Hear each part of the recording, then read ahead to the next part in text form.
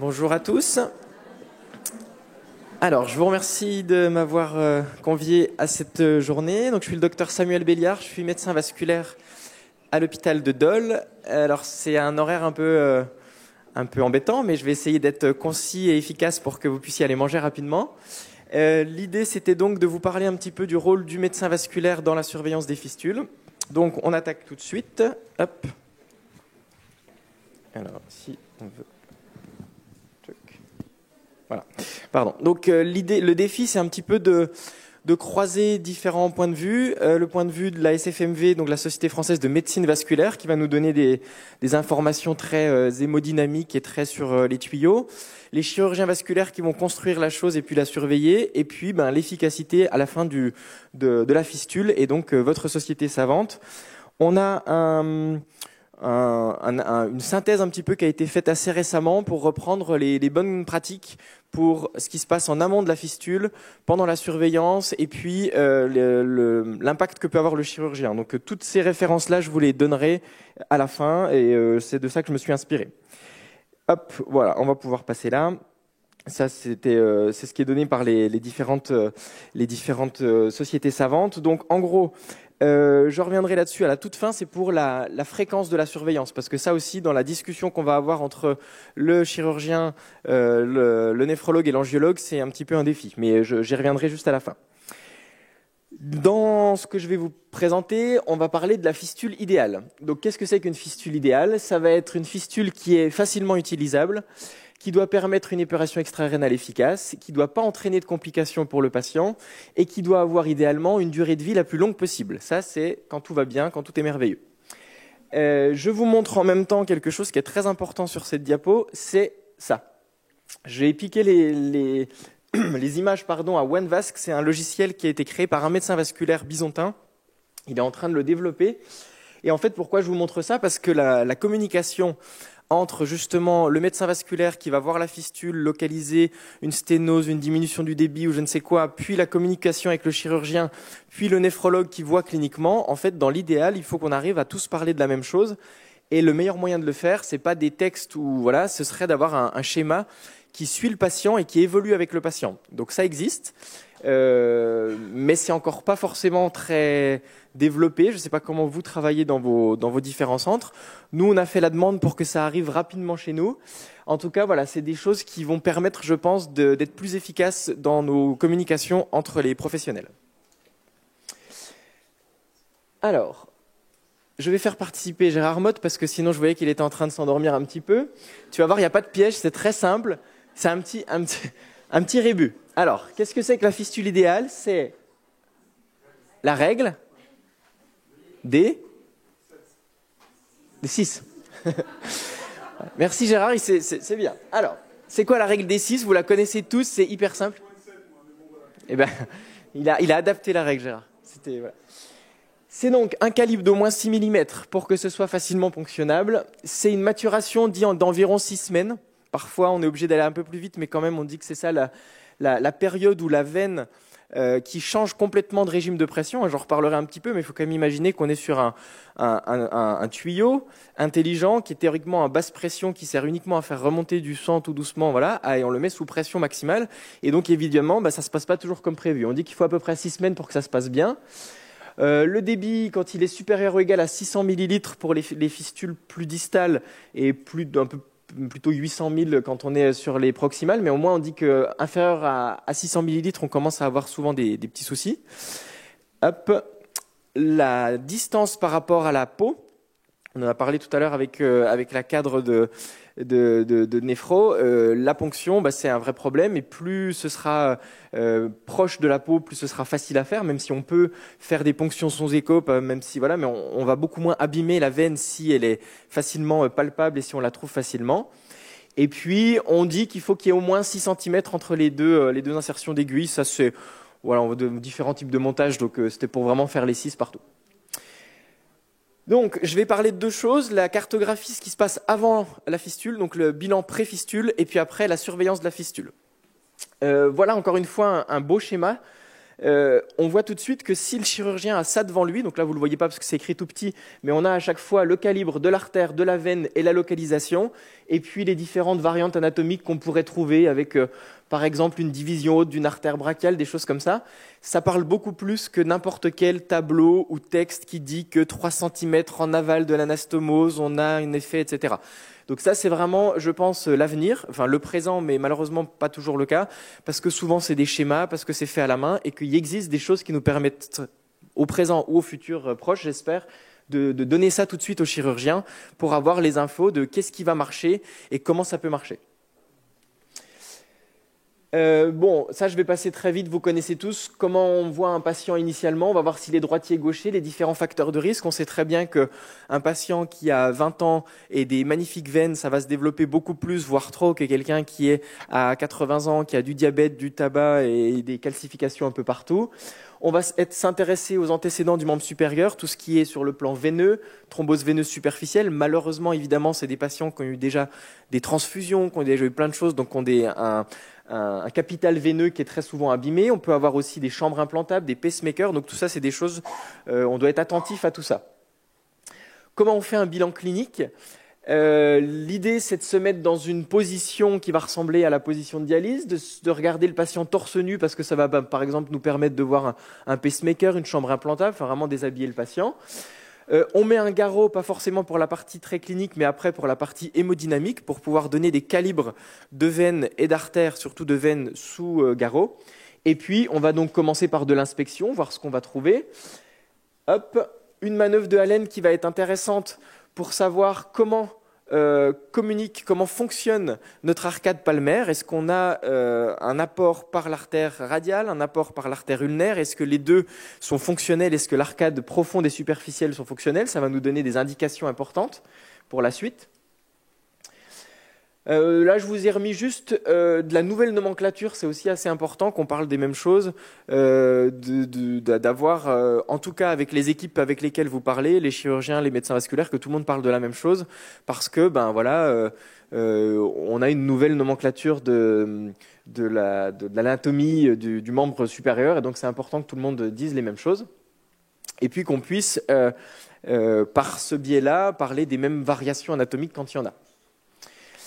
Ensuite, en pratique, qu'est-ce qu'on fait? Donc, on va regarder le réseau veineux. Pour regarder le réseau veineux, donc, on fait des coupes transversales principalement pour avoir ce qu'on appelle le diamètre antéro-postérieur. Diamètre antéro-postérieur, ça veut dire ça. Ça veut dire qu'on prend notre vaisseau et on regarde entre l'intima et l'intima. On regarde vraiment la taille de la lumière du vaisseau. On dit qu'il faut que ça fasse au moins 2 mm à l'avant-bras, une veine céphalique, et au moins 3 mm au bras pour que derrière le développement se passe bien. En dessous de 2 mm sous garrot, souvent ça ne se passe pas très bien.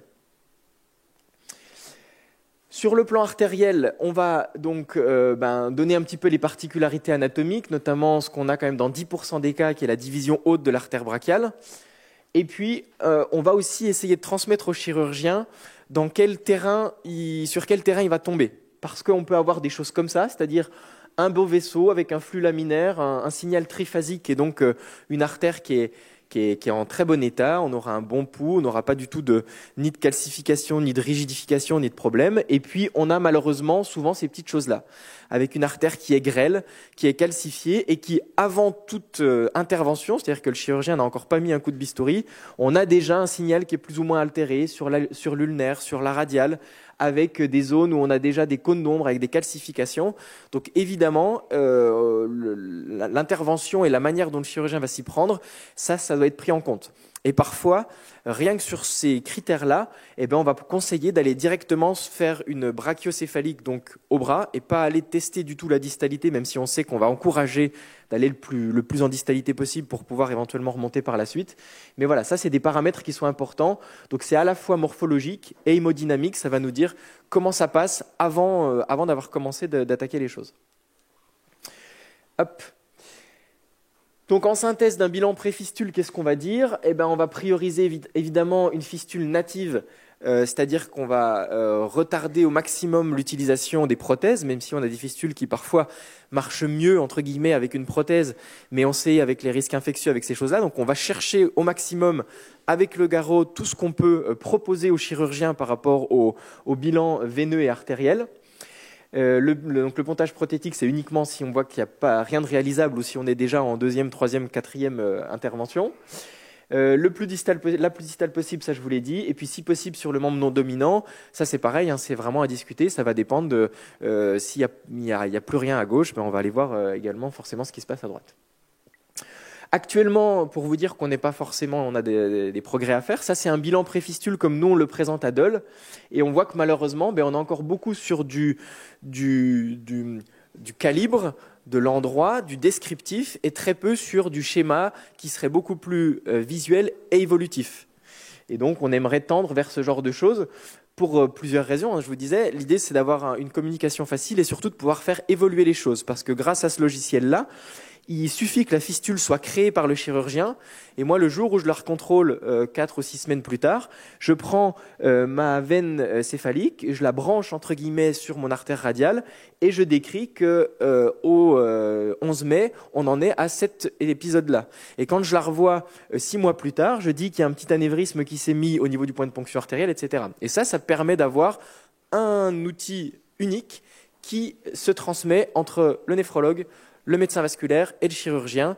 Il y a plein de néphrologues qui vont voir le même patient. Il y a plein d'infirmières qui vont être amenées à le piquer. Il y a plein de médecins vasculaires selon la taille des équipes qui vont aussi être amenés à surveiller. Donc ça, c'est vraiment important qu'on ait ce genre d'outil qui est finalement assez simple. Hein. C'est pas de la programmation dingue ou de l'intelligence artificielle dingue. C'est juste des outils simples, mais il faut vraiment qu'on arrive à les développer.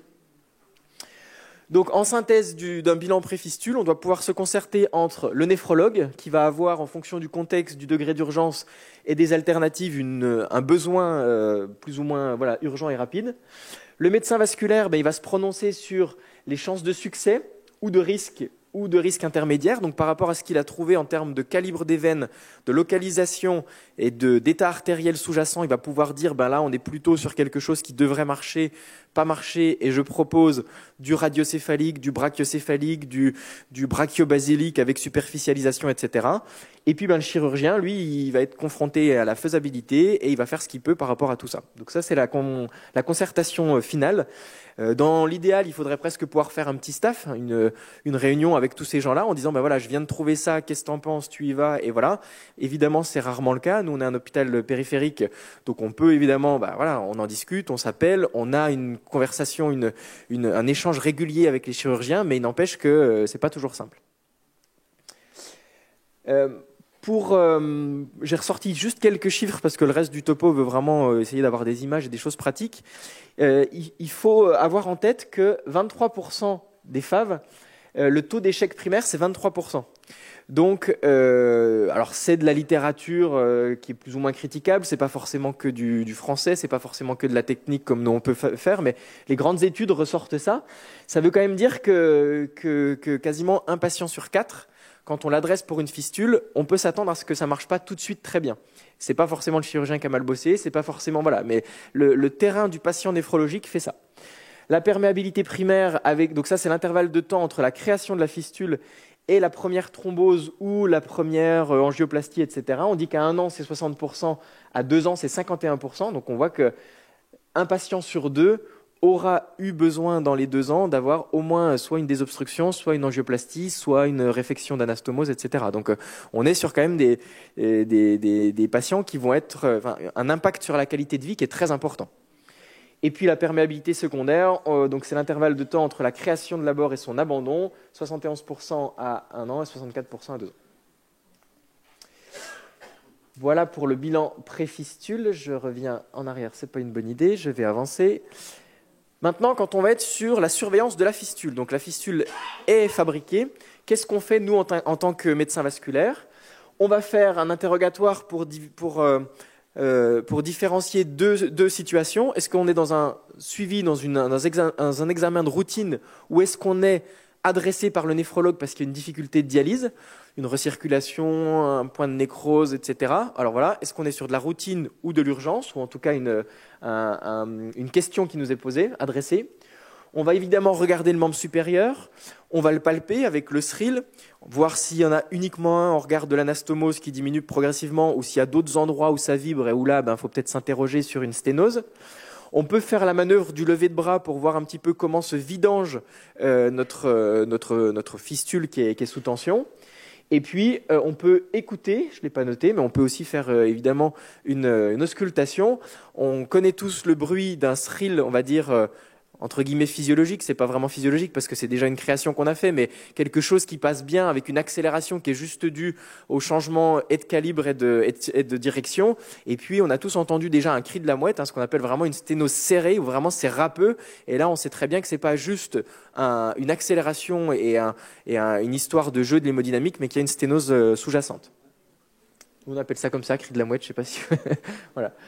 Les autres informations qui peuvent nous être données, c'est les néphrologues qui vont nous dire qu'ils ont des difficultés au moment de la dialyse, un taux de recirculation important, ou des choses comme ça.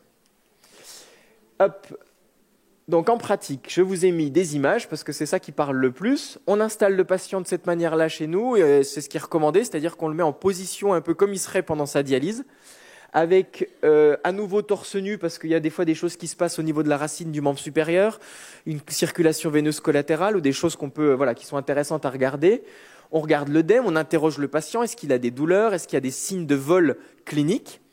Et puis, on essaye de se mettre un peu en situation confortable pour que ça peut durer des fois un certain temps. Donc voilà, on fait ça au mieux.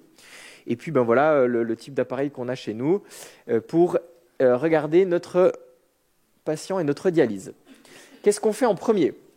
On va dans un premier temps aller dans le sens, on va dire, du flux sanguin, c'est-à-dire qu'on regarde dans un premier temps le débit. Pourquoi on commence par ça ? Parce que déjà, c'est l'axe donneur qui va nous donner pas mal d'infos, et c'est ça qui va nous donner aussi un petit peu le temps qu'on va prendre sur une dialyse, sur une fistule. On est comme vous, on a plein d'examens à faire, et si on a un débit qui est parfait dès le départ, on va faire un screening de la fistule, mais on ne va pas y passer des heures. Si on voit qu'on a une chute significative du débit, là, forcément, ça va être un examen qui va prendre plus de temps, parce qu'il va falloir donner une information qui explique pourquoi ça se passe comme ça. Est-ce que c'est le versant artériel ? Est-ce que c'est le versant veineux ? Est-ce que c'est au niveau de l'anastomose ? Est-ce que c'est en distalité ? Mais en tout cas, là, on sait qu'il va se passer quelque chose. Donc, pour prendre un débit, qu'est-ce qu'on fait ? On prend notre artère brachiale, alors des fois on se met en axillaire, en brachial, peu importe, mais en tout cas, il faut être très proximal par rapport à la fistule. On fait une première coupe en coupe transversale, donc je pense que vous êtes tous habitués à voir ce genre de choses. Vous avez maintenant régulièrement des petits appareils d'écho. Donc coupe transversale, ça veut dire qu'on coupe le bras et notre artère apparaît là comme une tranche. Et on va regarder à nouveau son diamètre antéro-postérieur, c'est-à-dire le calibre vraiment de la lumière artérielle, donc intima, c'est-à-dire qu'on va mesurer en coupe transversale le calibre de notre artère. Pourquoi on le fait en coupe transversale ? Parce qu'après, quand on est en coupe longitudinale, je suis désolé, ça passe pas très bien, voilà. On se met en coupe longitudinale, c'est très bien. On a cette image qui est plus jolie, en tout cas qui ressemble plus à un tuyau sur notre écran. Mais la difficulté quand on coupe un tuyau par le haut, c'est qu'on peut le couper, on imagine un rond, on peut le couper là, on peut le couper là, ou on peut le couper là. Et forcément, là, on peut dire des choses qui passent du simple au double sur une histoire de débit. Donc l'intérêt en tout cas de couper dans un premier temps en coupe transversale, c'est que là, on est sûr qu'on prend bien le plus grand diamètre antéro-postérieur. Et ensuite, quand on se met en coupe longitudinale, j'y viens, donc on tourne notre sonde, on a ce type d'image-là sur l'échographe. Et là, je crois que j'ai mis, voilà. Là, on peut régler notre fenêtre de tir Doppler, donc on va prendre une fenêtre la plus large possible. Et puis, quand on va poser nos calipers pour avoir notre débit, parce que le débit, c'est un volume qui passe dans un certain calibre d'artère. Et donc, pour régler le calibre, on reporte le calibre qu'on a mesuré en coupe transversale. Comme ça, on a vraiment le diamètre antéro-postérieur. On le reporte sur notre tir Doppler avec le spectre du Doppler. Et là, on obtient un débit à 1000, 2000, etc. La théorie, c'est de faire la moyenne de 3 mesures. C'est ça ce qu'on essaie de donner. Et on vous donne la moyenne des 3 mesures. Voilà pour la mesure du débit. Ensuite, on va voir On continue, on va voir l'anastomose. Donc là, vous voyez que c'est une fistule brachiocéphalique. Parfois, on va en radiocéphalique. Enfin, vous connaissez très bien. L'anastomose, qu'est-ce qu'on va donner? On va donner le calibre, donc le diamètre de l'anastomose. Donc ça ressemble souvent à ça. On a notre artère qui passe comme ça, et puis on a ce virage souvent à presque 180 pour aller faire notre fistule. Donc on donne le calibre ici, et puis on donne souvent une idée de comment le flux passe à cet endroit-là. Vous n'êtes pas surpris, vous connaissez, souvent on a des vitesses très élevées dans cette zone-là. C'est logique, il y a physiologiquement le fait d'être venu créer ce montage vasculaire fait qu'à cette zone-là, ça ne peut qu'accélérer. On n'est pas sur une bifurcation artérielle classique où on va dans le sens du flux, etc. Là, on fait cette espèce de virage, donc évidemment, ça va accélérer. Donc des vitesses à 350, 400, 500 cm par seconde ne sont pas forcément le signe d'une sténose significative qu'il va falloir aller dilater ou autre. Ça peut juste vouloir dire que ça accélère à cet endroit-là. Hop, on a voilà, ce type de spectre-là un petit peu brouillé parce qu'il y a des accélérations. On a parfois de l'aliasing, c'est-à-dire des couleurs, un petit peu toutes les couleurs quand on se met au niveau de l'anastomose. On n'arrive pas toujours à bien la visualiser comme ça. Et puis là, on montait à 385. Donc voilà, on a une accélération obligatoire dans cette zone-là.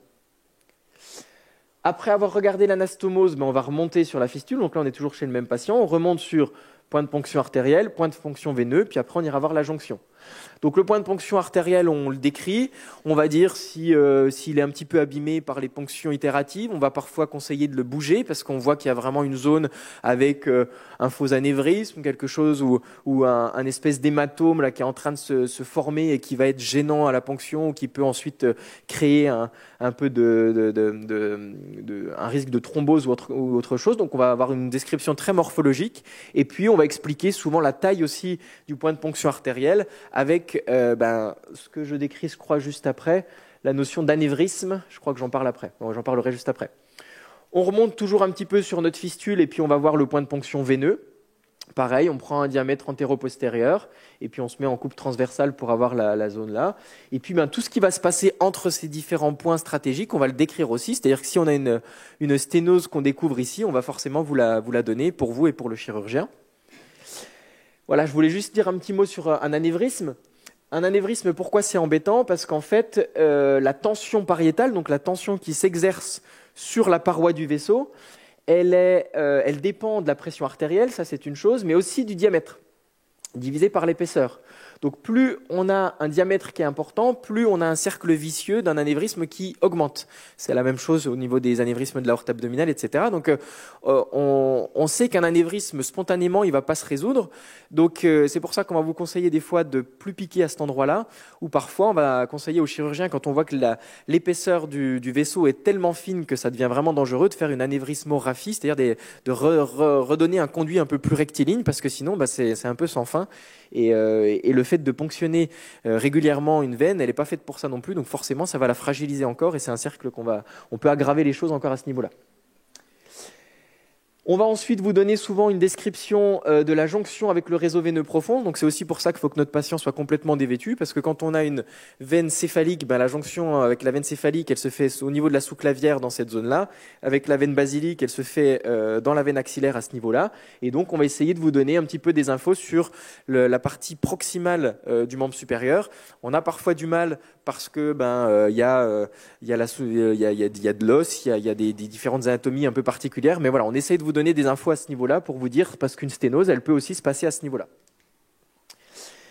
Quand on vous parle de degré de sténose, on essaie de respecter à peu près ces choses-là. C'est-à-dire quand on vous parle de sténose de plus de 50%, souvent, ce qui est le plus important pour nous, c'est le ratio. C'est-à-dire on se met en amont de la sténose, on regarde la vitesse et on se met à l'endroit où c'est rétréci et on regarde la vitesse. Et c'est le ratio entre ces deux choses-là qui va nous dire ça accélère avec un ratio de 2, de 2,5, de 3, de 3,5. Et ça nous parle vraiment en termes de degré de rétrécissement. Donc au-delà de 3, on parle d'une sténose à plus de 75%, au-delà de 2 à plus de 50%.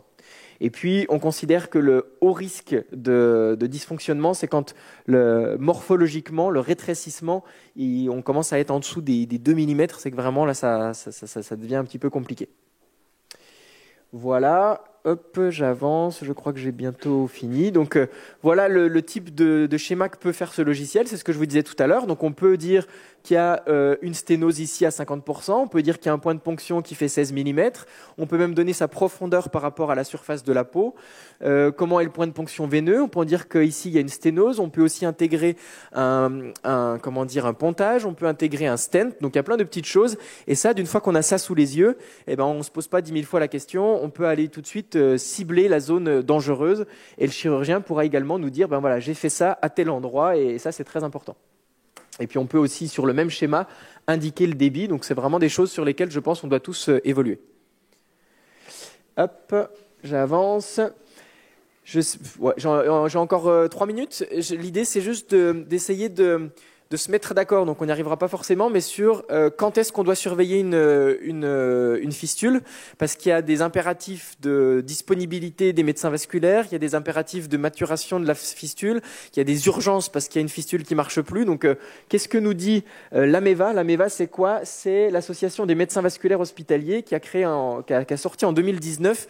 Alors c'est pas des recommandations, c'est plus un avis d'expert, mais qui nous dit en gros comment on suit une fistule. Alors qu'est-ce qu'ils nous disent? Ils nous disent qu'avant la création de la fistule, c'est forcément indiqué d'avoir un bilan vasculaire parce qu'on sait que le taux de perméabilité, il est évidemment bien meilleur si ça a été vu en amont avec des calibres, une description, etc., que si le chirurgien découvre tout sur le moment. Et puis, c'est non urgent, encore que ça peut être à discuter parce que des fois, on nous met un peu la pression pour y aller un peu vite. Ensuite, tout dysfonctionnement majeur de l'hémodialyse, rendant celle-ci impossible ou inopérante, suspicion de thrombose, ischémie de la main, œdème du bras, augmentation brutale et importante des pressions veineuses, masse d'apparition brutale sur le trajet, etc. Il y a une indication à faire une surveillance et c'est urgent. Donc là, je prends mon téléphone, je suis néphrologue, il se passe un souci au moment de la dialyse où le patient se plaint d'un vol qui n'était pas existant avant, j'ai un trouble trophique sur un doigt, etc. C'est urgent, on doit le voir. OK ? Ensuite, après création d'une fistule, contrôle qui va déterminer le degré de maturation avant la première ponction, et, donc où là on fait une évaluation complète des conseils à la ponction, des précautions à prendre, une programmation pour le prochain contrôle. C'est indiqué évidemment de le faire, donc avant la première ponction, c'est indiqué que ce soit revu par un médecin vasculaire. Et nous, ce qu'on nous dit, c'est non urgent. Donc on est sur 4 à 6 semaines, c'est un petit peu ça qu'on essaie de se mettre d'accord avec le chir et le néphrologue. Ensuite, c'est là où des fois on est un peu moins d'accord. Et c'est là où ils se mouillent pas trop non plus parce qu'ils nous mettent selon entente et puis ils nous mettent selon entente. Donc en fait, on fait un petit peu comme on peut et comme on veut. En gros, une surveillance d'une fistule défectueuse mais sans indication opératoire.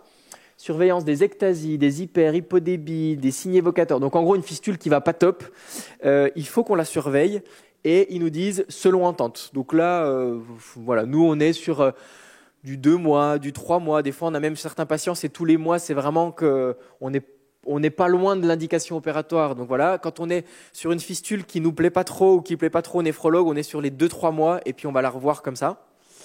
Surveillance de principe. C'est là où des fois, selon nos disponibilités, on n'est pas toujours d'accord. Nous, on aurait tendance des fois à dire on revoit dans 1 an. Et puis le néphrologue nous dit revoilà quand même à 6 mois. C'est un petit peu comme ça se passe dans la vraie vie. Donc on le note quand même nous. On y croit, on dit allez, on la revoit que dans 1 an, mais on voit que 6 mois plus tard on la revoit.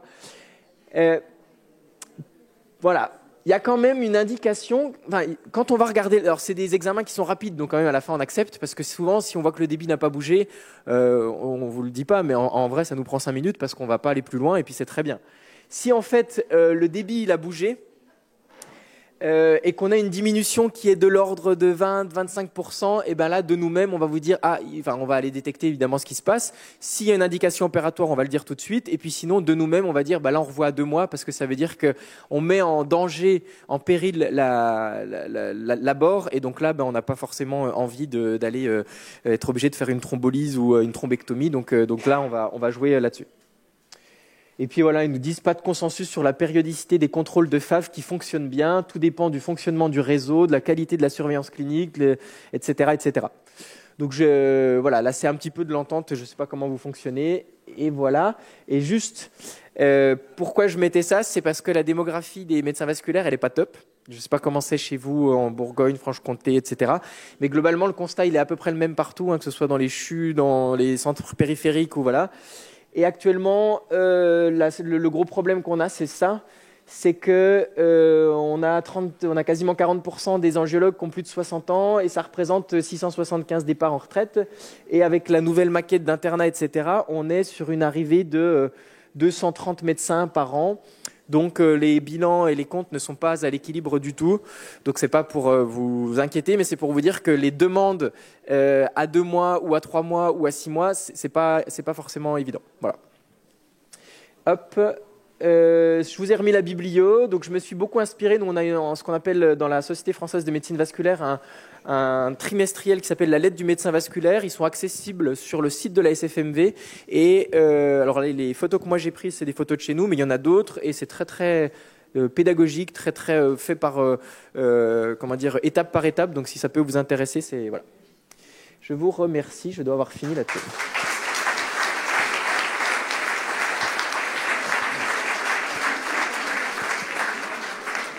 Merci beaucoup pour votre exposé qui était très clair, très pratique, très didactique. Alors, compte tenu de l'horaire, on va se limiter à 2 questions seulement. J'en profite également pour dire que le professeur Fontaine fera son discours en introduction de la session de l'après-midi. Donc, 2 questions concernant la fistule.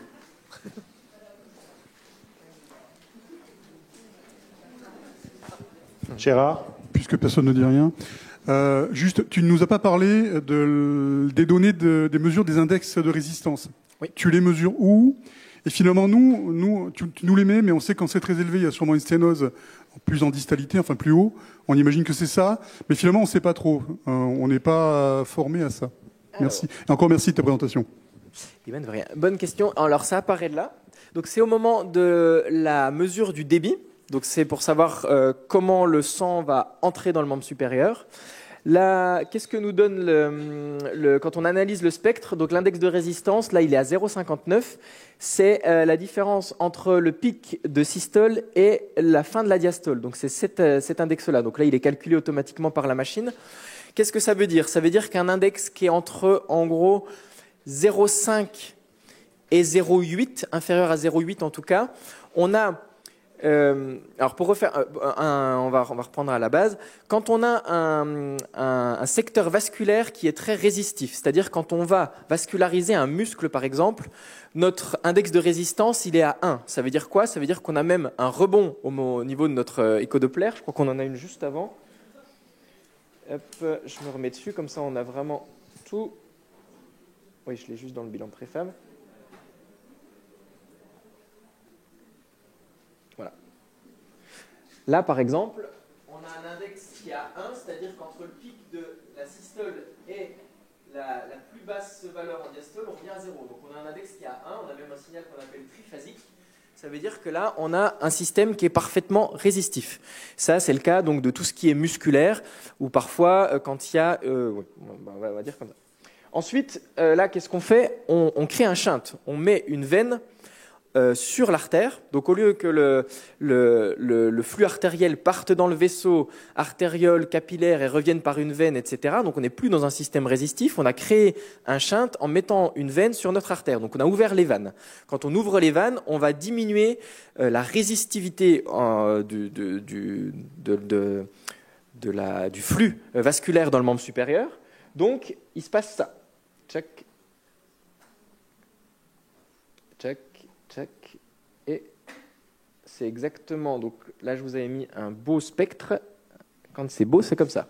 C'est aux alentours des 0,60. Et voilà, on a cet aspect-là. Si cette fois-ci, on vous dit que l'index de résistance, il est au-delà de 0,8. Ça veut dire qu'il se rapproche de quelque chose de très résistif. Ça veut dire qu'en aval de l'endroit où on est, donc en aval de l'endroit où on a pris le débit, ça commence à se resserrer. Soit ça se resserre sur l'artère, soit ça veut dire que l'artère en aval de l'endroit où j'ai pris le débit, elle a une sténose, et donc on retombe sur un système très résistif, et donc il y a un équivalent de bouchon ou de rétrécissement en aval.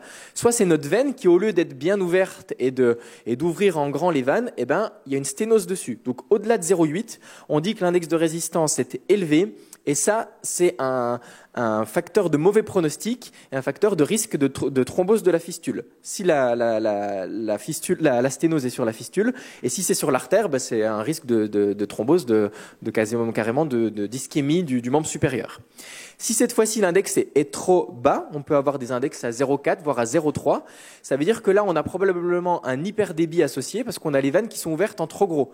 Et que donc le risque, c'est que tout parte dans la fistule. Et donc la distalité du membre se retrouve en ischémie, donc soit permanente, donc là on a un vol permanent et donc on a un tissu de la main qui manque d'oxygène en permanence avec des risques de troubles trophiques, etc. Soit qui est uniquement pendant les séances de dialyse avec des douleurs, des crampes, etc. Donc index de résistance trop faible, ça veut dire veine très ouverte et donc ça veut dire risque d'hyperdébit et donc de vol en distalité, et index de résistance élevé, ça veut dire vanne fermée en aval, soit sur le versant artériel, et donc risque d'altération carrément de tout l'état hémodynamique du membre supérieur, ou si c'est la fistule qui est un peu fermée, et ben ça veut dire que la fistule est à risque de se thromboser parce que ça vient taper contre quelque chose de résistif, et donc la fistule est à risque à ce moment-là. Merci beaucoup. Alors j'invite tout le monde, on va pouvoir aller déjeuner. Il faudra essayer de revenir le plus tôt possible l'après-midi parce qu'on a pris une demi-heure de retard. Le programme cet après-midi est relativement dense et pour ceux notamment qui vont avoir des trains à reprendre, il faut qu'on ne prenne pas de retard au début de la session. Bon appétit à tous et à tout à l'heure.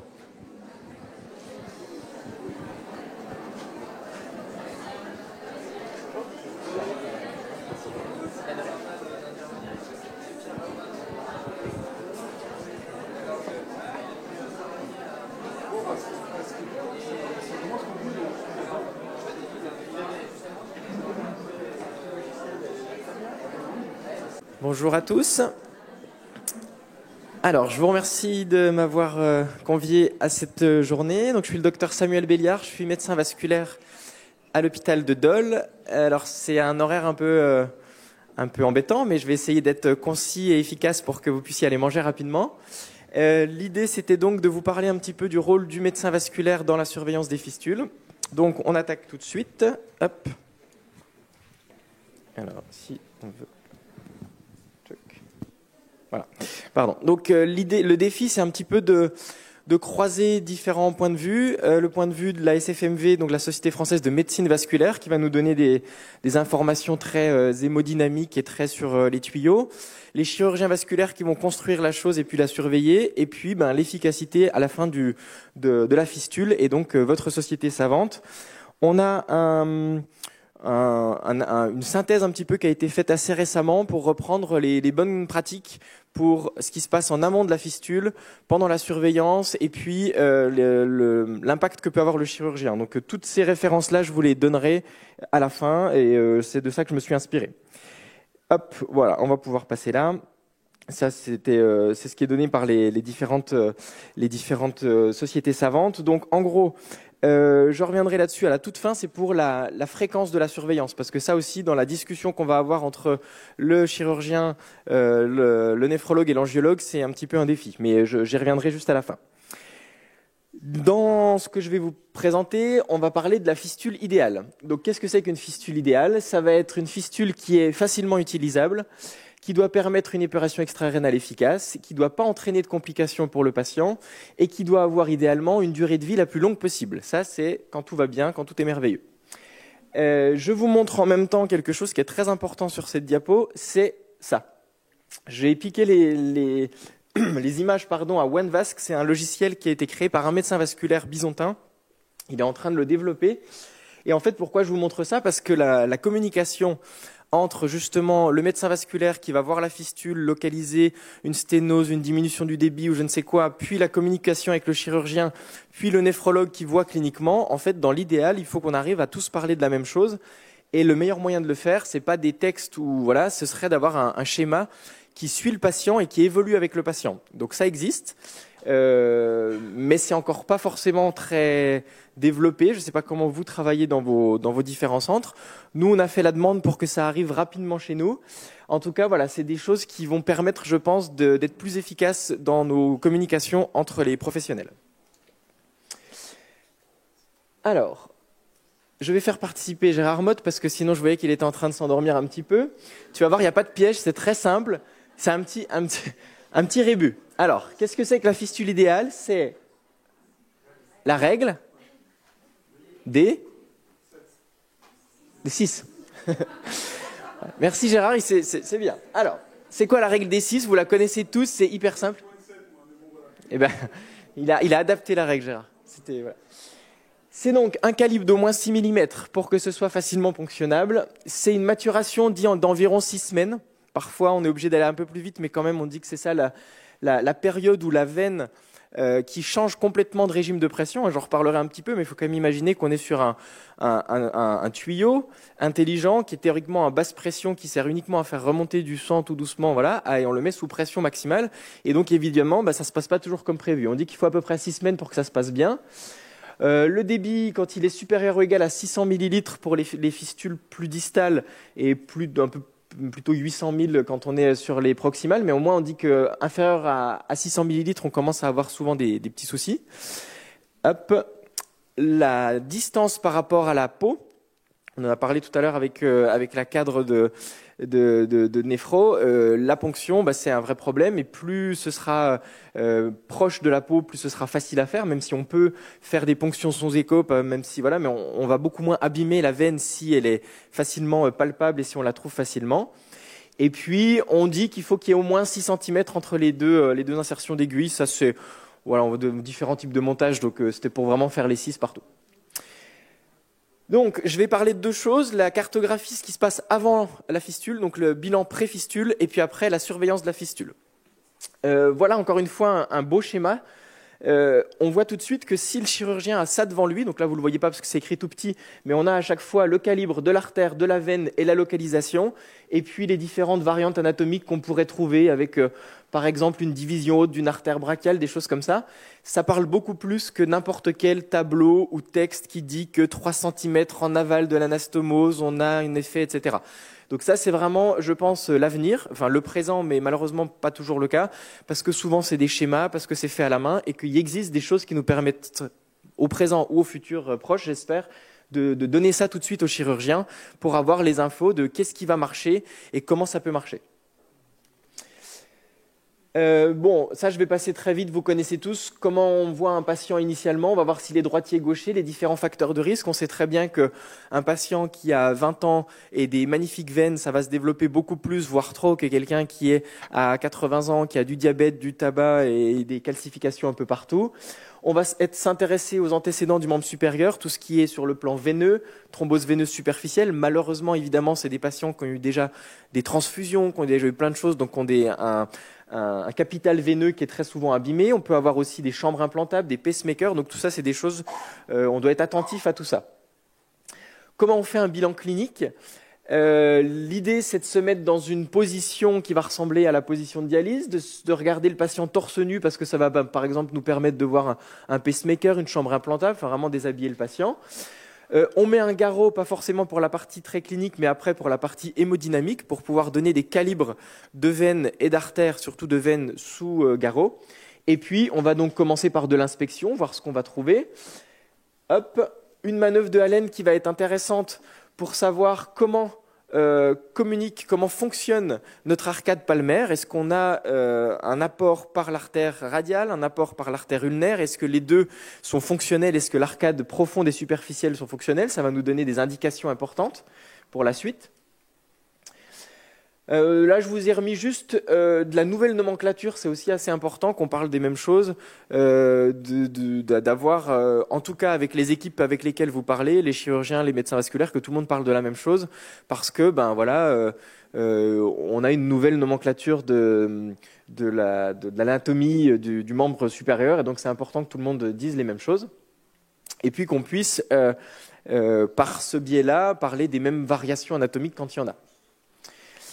Ensuite, en pratique, qu'est-ce qu'on fait? Donc, on va regarder le réseau veineux. Pour regarder le réseau veineux, donc, on fait des coupes transversales principalement pour avoir ce qu'on appelle le diamètre antéro-postérieur. Diamètre antéro-postérieur, ça veut dire ça. Ça veut dire qu'on prend notre vaisseau et on regarde entre l'intima et l'intima. On regarde vraiment la taille de la lumière du vaisseau. On dit qu'il faut que ça fasse au moins 2 mm à l'avant-bras, une veine céphalique, et au moins 3 mm au bras pour que derrière le développement se passe bien. En dessous de 2 mm sous garrot, souvent ça ne se passe pas très bien. Sur le plan artériel, on va donc donner un petit peu les particularités anatomiques, notamment ce qu'on a quand même dans 10% des cas, qui est la division haute de l'artère brachiale.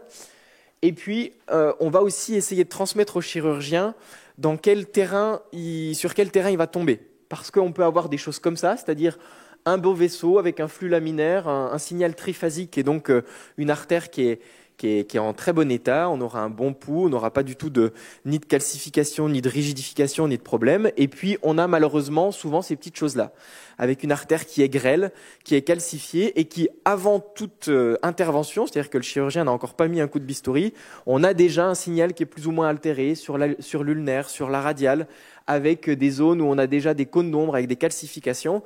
Donc évidemment, l'intervention et la manière dont le chirurgien va s'y prendre, ça doit être pris en compte. Et parfois, rien que sur ces critères-là, on va conseiller d'aller directement se faire une brachiocéphalique donc au bras et pas aller tester du tout la distalité, même si on sait qu'on va encourager d'aller le plus en distalité possible pour pouvoir éventuellement remonter par la suite. Mais voilà, ça c'est des paramètres qui sont importants. Donc c'est à la fois morphologique et hémodynamique, ça va nous dire comment ça passe avant d'avoir commencé d'attaquer les choses. Hop.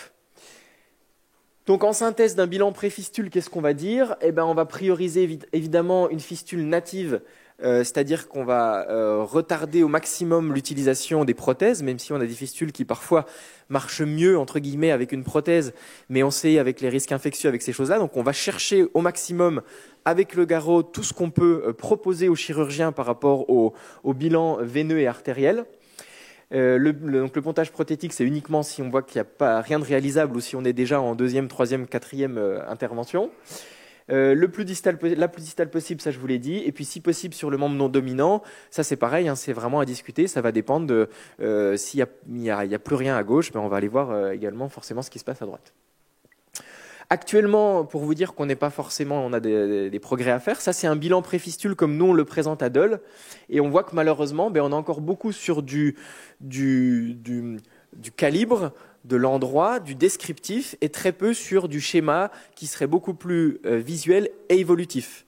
Et donc, on aimerait tendre vers ce genre de choses pour plusieurs raisons. Je vous disais, l'idée c'est d'avoir une communication facile et surtout de pouvoir faire évoluer les choses, parce que grâce à ce logiciel-là, il suffit que la fistule soit créée par le chirurgien, et moi, le jour où je la recontrôle 4 ou 6 semaines plus tard, je prends ma veine céphalique, je la branche entre guillemets sur mon artère radiale, et je décris que au 11 mai, on en est à cet épisode-là. Et quand je la revois 6 mois plus tard, je dis qu'il y a un petit anévrisme qui s'est mis au niveau du point de ponction artérielle, etc. Et ça permet d'avoir un outil unique qui se transmet entre le néphrologue, le médecin vasculaire et le chirurgien. Il y a plein de néphrologues qui vont voir le même patient. Il y a plein d'infirmières qui vont être amenées à le piquer. Il y a plein de médecins vasculaires selon la taille des équipes qui vont aussi être amenés à surveiller. Donc ça, c'est vraiment important qu'on ait ce genre d'outil qui est finalement assez simple. C'est pas de la programmation dingue ou de l'intelligence artificielle dingue. C'est juste des outils simples, mais il faut vraiment qu'on arrive à les développer. Donc, en synthèse d'un bilan pré-fistule, on doit pouvoir se concerter entre le néphrologue, qui va avoir, en fonction du contexte, du degré d'urgence et des alternatives, un besoin plus ou moins urgent et rapide.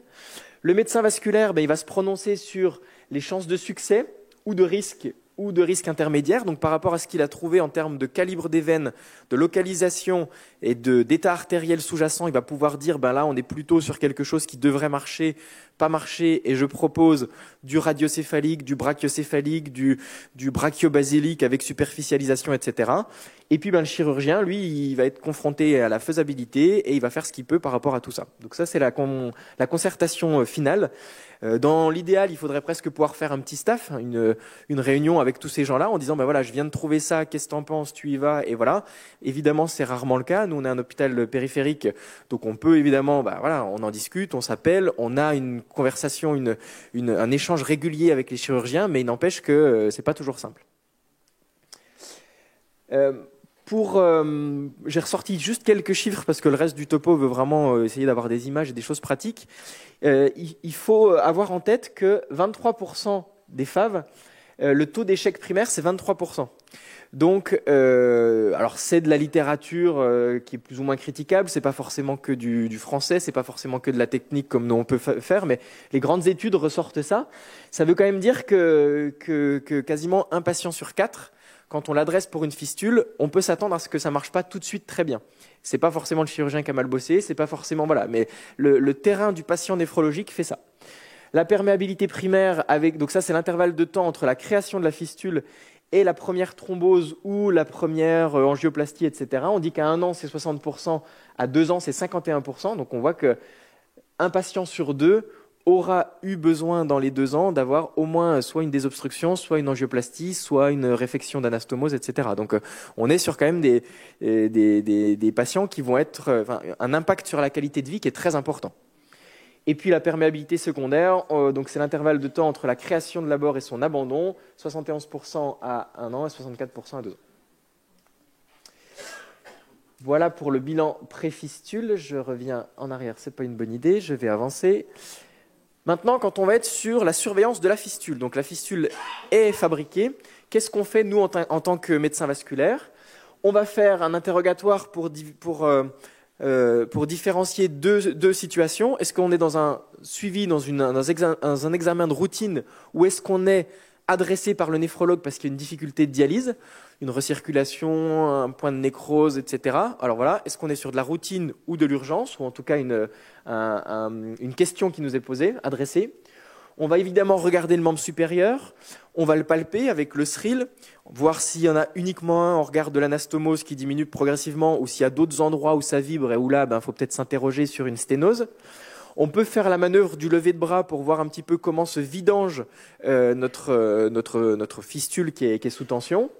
Et puis, on peut écouter, je ne l'ai pas noté, mais on peut aussi faire évidemment une auscultation.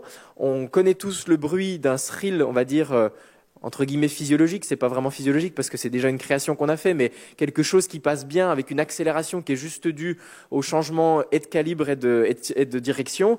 Et puis on a tous entendu déjà un cri de la mouette, ce qu'on appelle vraiment une sténose serrée, où vraiment c'est râpeux.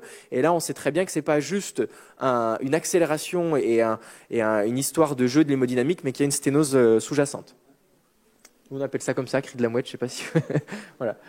Les autres informations qui peuvent nous être données, c'est les néphrologues qui vont nous dire qu'ils ont des difficultés au moment de la dialyse, un taux de recirculation important, des choses comme ça.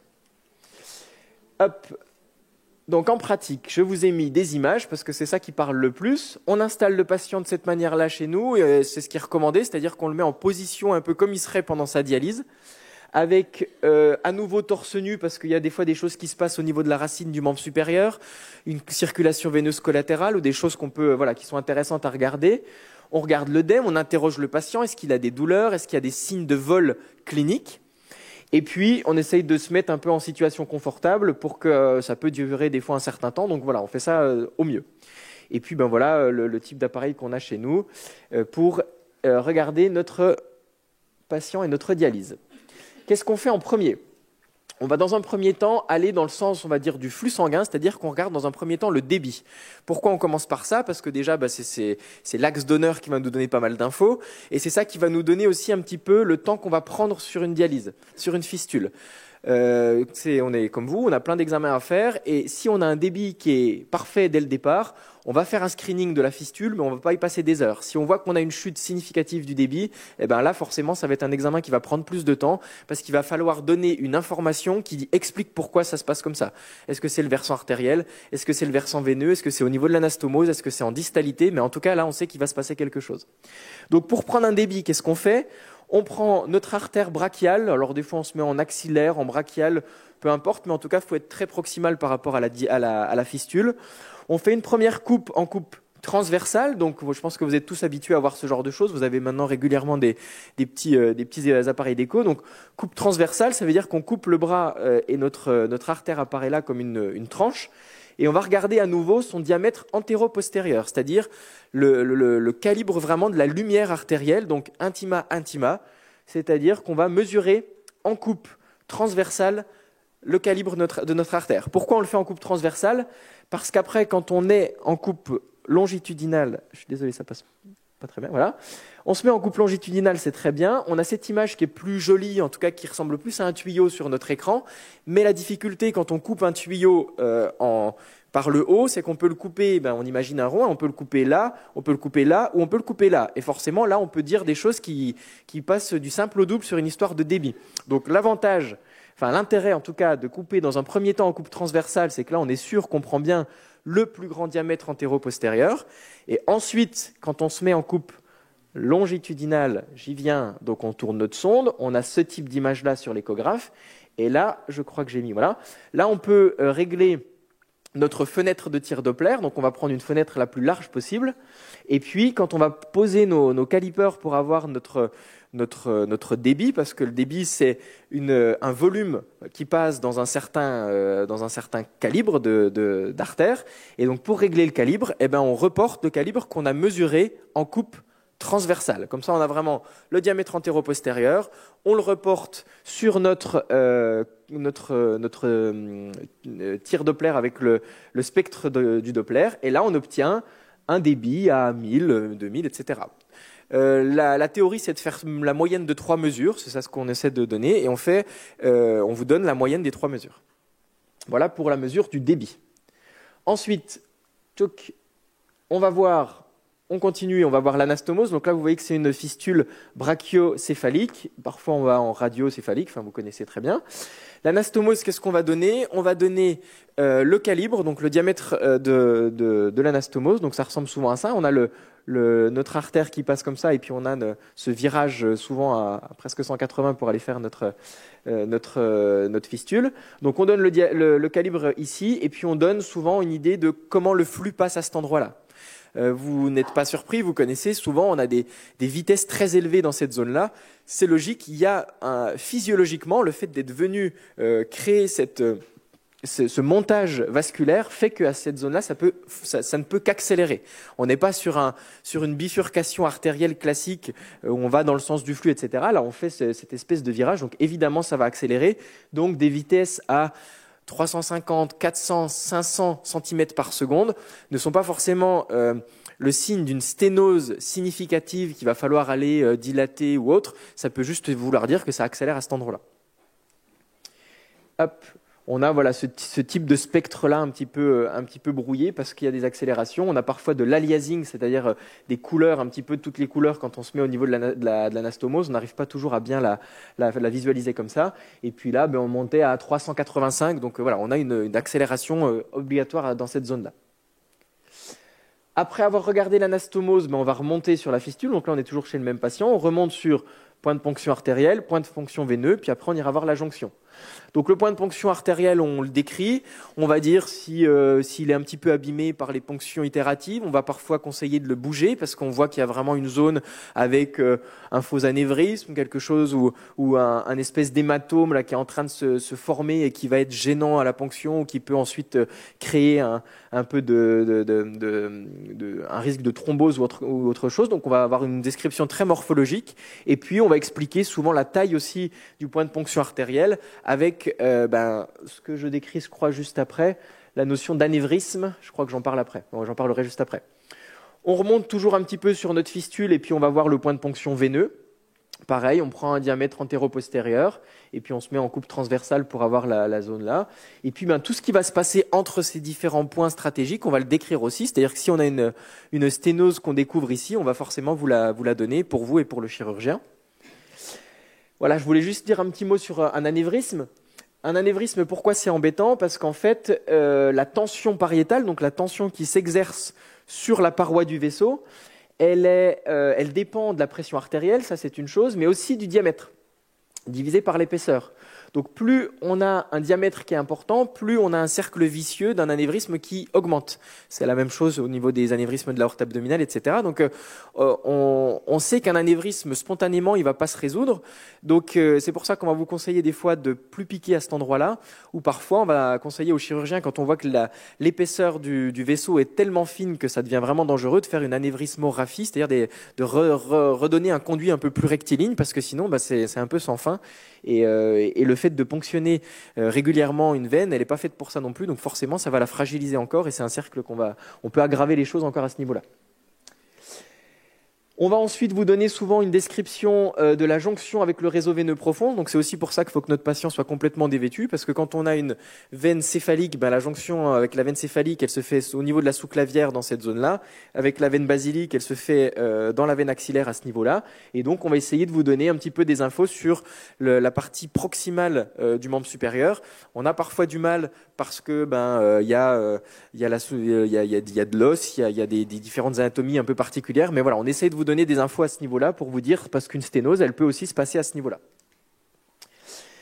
Quand on vous parle de degré de sténose, on essaie de respecter à peu près ces choses-là. C'est-à-dire quand on vous parle de sténose de plus de 50%, souvent, ce qui est le plus important pour nous, c'est le ratio. C'est-à-dire on se met en amont de la sténose, on regarde la vitesse et on se met à l'endroit où c'est rétréci et on regarde la vitesse. Et c'est le ratio entre ces deux choses-là qui va nous dire ça accélère avec un ratio de 2, de 2,5, de 3, de 3,5 et ça nous parle vraiment en termes de degré de rétrécissement. Donc au-delà de 3, on parle d'une sténose à plus de 75%, au-delà de 2 à plus de 50%. Et puis, on considère que le haut risque de dysfonctionnement, c'est quand morphologiquement, le rétrécissement, on commence à être en dessous des 2 mm, c'est que vraiment, là, ça devient un petit peu compliqué. Voilà, hop, j'avance, je crois que j'ai bientôt fini. Donc, voilà le type de schéma que peut faire ce logiciel, c'est ce que je vous disais tout à l'heure. Donc, on peut dire qu'il y a une sténose ici à 50%, on peut dire qu'il y a un point de ponction qui fait 16 mm, on peut même donner sa profondeur par rapport à la surface de la peau, comment est le point de ponction veineux, on peut dire qu'ici il y a une sténose, on peut aussi intégrer un pontage, on peut intégrer un stent, donc il y a plein de petites choses, et ça, d'une fois qu'on a ça sous les yeux, on ne se pose pas 10 000 fois la question, on peut aller tout de suite cibler la zone dangereuse, et le chirurgien pourra également nous dire, voilà, j'ai fait ça à tel endroit, et ça c'est très important. Et puis on peut aussi, sur le même schéma, indiquer le débit. Donc c'est vraiment des choses sur lesquelles je pense qu'on doit tous évoluer. Hop, j'avance. J'ai encore 3 minutes. L'idée, c'est juste d'essayer de se mettre d'accord, donc on n'y arrivera pas forcément, mais sur quand est-ce qu'on doit surveiller une fistule, parce qu'il y a des impératifs de disponibilité des médecins vasculaires, il y a des impératifs de maturation de la fistule, il y a des urgences parce qu'il y a une fistule qui marche plus. Donc qu'est-ce que nous dit l'AMEVA? L'AMEVA, c'est quoi? C'est l'association des médecins vasculaires hospitaliers qui a sorti en 2019. Alors c'est pas des recommandations, c'est plus un avis d'expert, mais qui nous dit en gros comment on suit une fistule. Alors qu'est-ce qu'ils nous disent? Ils nous disent qu'avant la création de la fistule, c'est forcément indiqué d'avoir un bilan vasculaire parce qu'on sait que le taux de perméabilité, il est évidemment bien meilleur si ça a été vu en amont avec des calibres, une description, etc., que si le chirurgien découvre tout sur le moment. Et puis, c'est non urgent, encore que ça peut être à discuter parce que des fois, on nous met un peu la pression pour y aller un peu vite. Ensuite, tout dysfonctionnement majeur de l'hémodialyse, rendant celle-ci impossible ou inopérante, suspicion de thrombose, ischémie de la main, œdème du bras, augmentation brutale et importante des pressions veineuses, masse d'apparition brutale sur le trajet, etc. Il y a une indication à faire une surveillance et c'est urgent. Donc là, je prends mon téléphone, je suis néphrologue, il se passe un souci au moment de la dialyse où le patient se plaint d'un vol qui n'était pas existant avant, j'ai un trouble trophique sur un doigt, etc. C'est urgent, on doit le voir. OK ? Ensuite, après création d'une fistule, contrôle qui va déterminer le degré de maturation avant la première ponction, et, donc où là on fait une évaluation complète des conseils à la ponction, des précautions à prendre, une programmation pour le prochain contrôle. C'est indiqué évidemment de le faire, donc avant la première ponction, c'est indiqué que ce soit revu par un médecin vasculaire. Et nous, ce qu'on nous dit, c'est non urgent. Donc on est sur 4 à 6 semaines, c'est un petit peu ça qu'on essaie de se mettre d'accord avec le chir et le néphrologue. Ensuite, c'est là où des fois on est un peu moins d'accord. Et c'est là où ils se mouillent pas trop non plus parce qu'ils nous mettent selon entente et puis ils nous mettent selon entente. Donc en fait, on fait un petit peu comme on peut et comme on veut. En gros, une surveillance d'une fistule défectueuse mais sans indication opératoire. Surveillance des ectasies, des hypodébies, des signes évocateurs. Donc en gros, une fistule qui va pas top. Il faut qu'on la surveille et ils nous disent selon entente. Donc là, voilà, nous on est sur du 2 mois, du 3 mois. Des fois, on a même certains patients, c'est tous les mois. C'est vraiment qu'on n'est pas loin de l'indication opératoire. Donc voilà, quand on est sur une fistule qui nous plaît pas trop ou qui plaît pas trop au néphrologue, on est sur les 2-3 mois et puis on va la revoir comme ça. Surveillance de principe. C'est là où des fois, selon nos disponibilités, on n'est pas toujours d'accord. Nous, on aurait tendance des fois à dire on revoit dans 1 an. Et puis le néphrologue nous dit revoilà quand même à 6 mois. C'est un petit peu comme ça se passe dans la vraie vie. Donc on le note quand même, nous. On y croit, on dit allez, on la revoit que dans 1 an, mais on voit que 6 mois plus tard, on la revoit. Voilà. Il y a quand même une indication, quand on va regarder, alors c'est des examens qui sont rapides, donc quand même à la fin on accepte, parce que souvent si on voit que le débit n'a pas bougé, on vous le dit pas, mais en vrai ça nous prend 5 minutes parce qu'on va pas aller plus loin et puis c'est très bien. Si en fait le débit il a bougé, et qu'on a une diminution qui est de l'ordre de 20-25%, et ben là de nous-mêmes on va vous dire on va aller détecter évidemment ce qui se passe. S'il y a une indication opératoire, on va le dire tout de suite, et puis sinon de nous-mêmes on va dire là on revoit à 2 mois parce que ça veut dire que on met en danger, en péril l'abord, et donc là on n'a pas forcément envie d'aller être obligé de faire une thrombolyse ou une thrombectomie, donc là on va jouer là-dessus.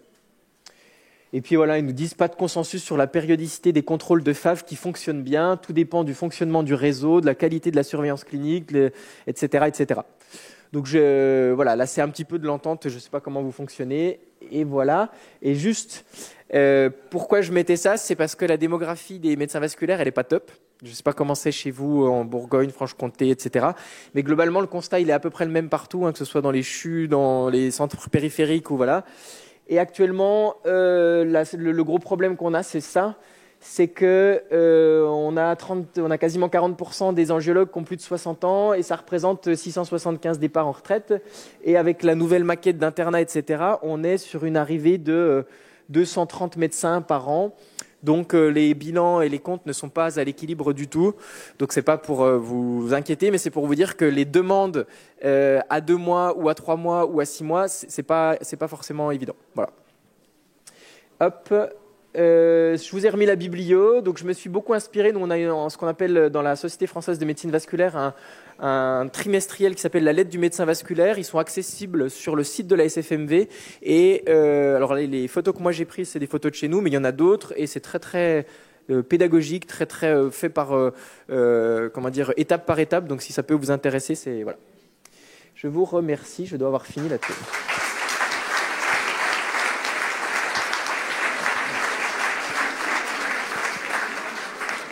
Merci beaucoup pour votre exposé qui était très clair, très pratique, très didactique. Alors, compte tenu de l'horaire, on va se limiter à 2 questions seulement. J'en profite également pour dire que le professeur Fontaine fera son discours en introduction de la session de l'après-midi. Donc, 2 questions concernant la fistule.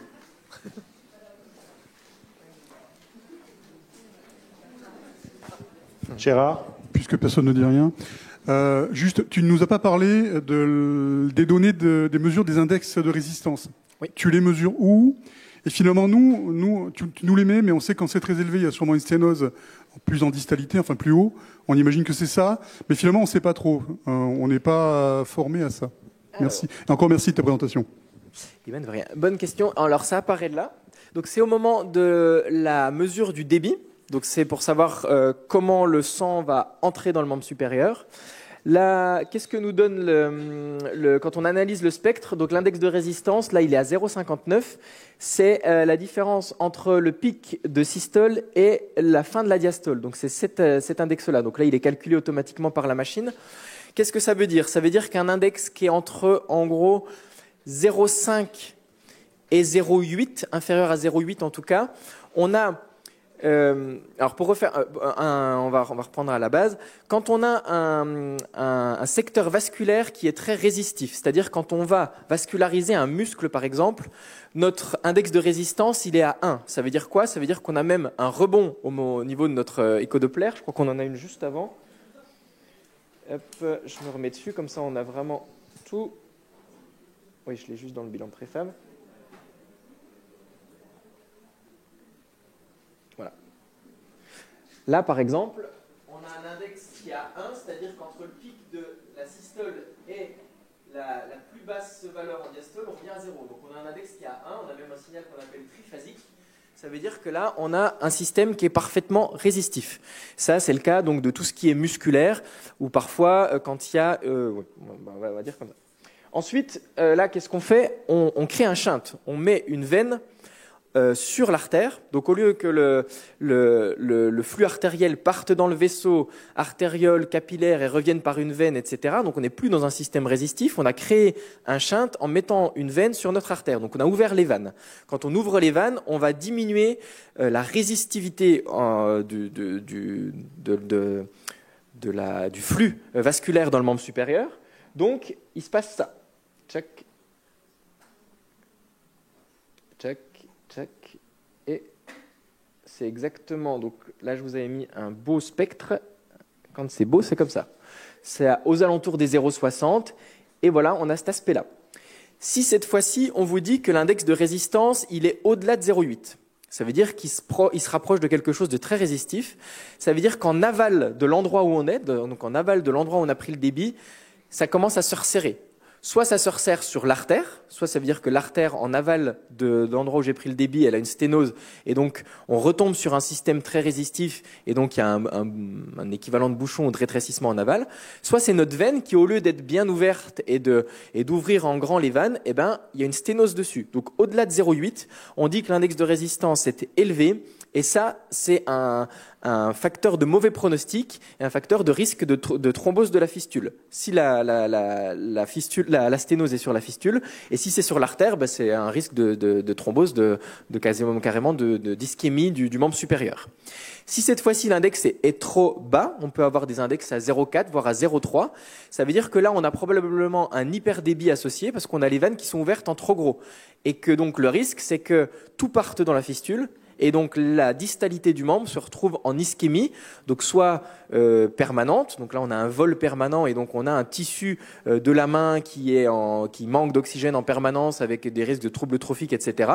Soit qui est uniquement pendant les séances de dialyse avec des douleurs, des crampes, etc. Donc index de résistance trop faible, ça veut dire vanne très ouverte et donc ça veut dire risque d'hyperdébit et donc de vol en distalité, et index de résistance élevé, ça veut dire vanne fermée en aval, soit sur le versant artériel, et donc risque d'altération carrément de tout l'état hémodynamique du membre supérieur, ou si c'est la fistule qui est un peu fermée, et ben ça veut dire que la fistule est à risque de se thromboser parce que ça vient taper contre quelque chose de résistif, et donc la fistule est à risque à ce moment-là.